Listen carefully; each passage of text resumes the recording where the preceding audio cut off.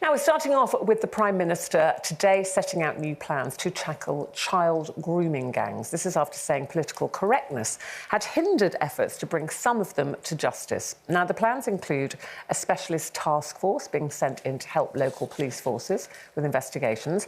Also, those in professions with safeguarding duties, such as teachers, police or social workers, risk prosecution if they fail to report abusers targeting children in their care. So ultimately, whose responsibility is it to look out for vulnerable children? I mean, so many people, Colleen, involved, aren't they? Starting, you know, from families, parents, school, police, social care, prisons.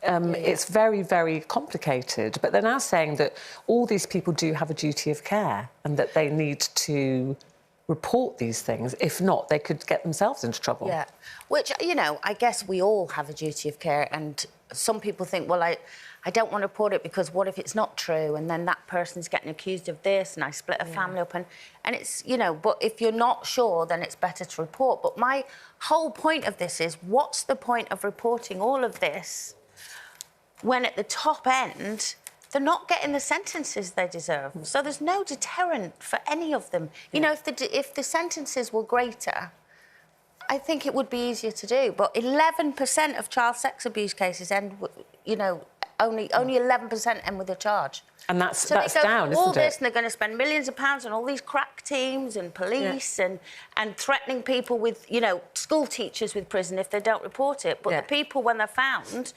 don't get the thing is that, you know, the idea and the principle is great because it is all about our children in this country.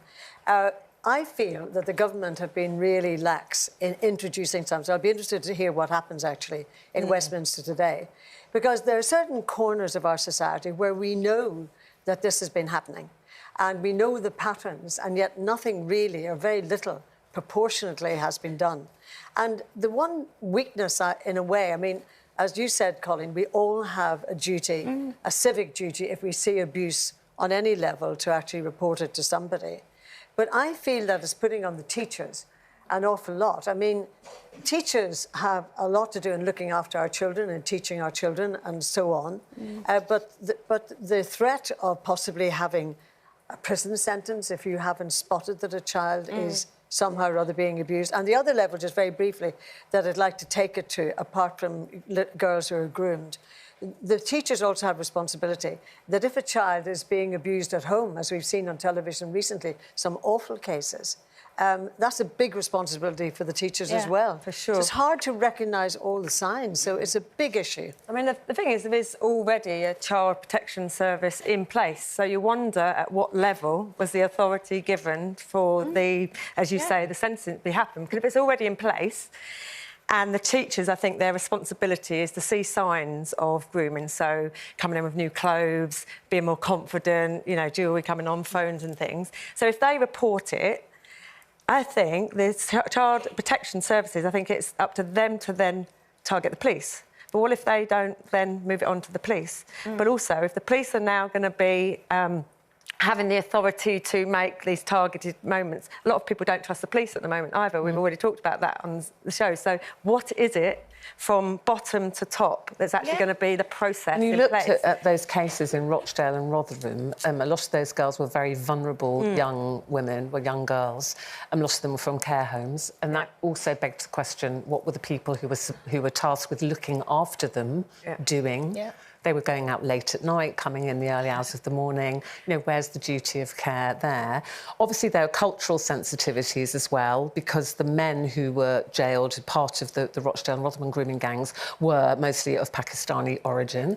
And the accusation at the time was that police, sometimes social services, turned a blind eye for fear of being accused of being racist.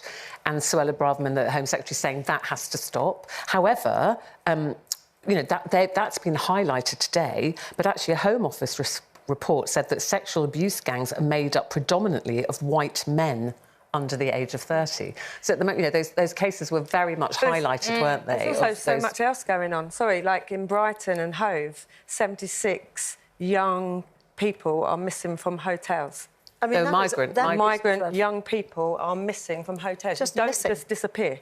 I mean, it's not all about grooming, of course. Some are going trying to find their families and just disappear in whatever we means. need to know that. We need to know. There should be so much more. But see, happening. everything that we're talking about actually brings to the point, it depends what is said today, is in the end how it's all implemented. And is it the task force that we're hoping for? That is the end of the story. Well, yeah, you've got to have the workforce to do it, haven't you? So if it's reported to social services and they said that a lot of them are understaffed, underfunded, so it's a huge thing. But then some people say you've got to start somewhere, and that they are highlighting it. And obviously, safety of young children is really important. Bit too late, says Kelly. Let us know what you think. That's all being announced today.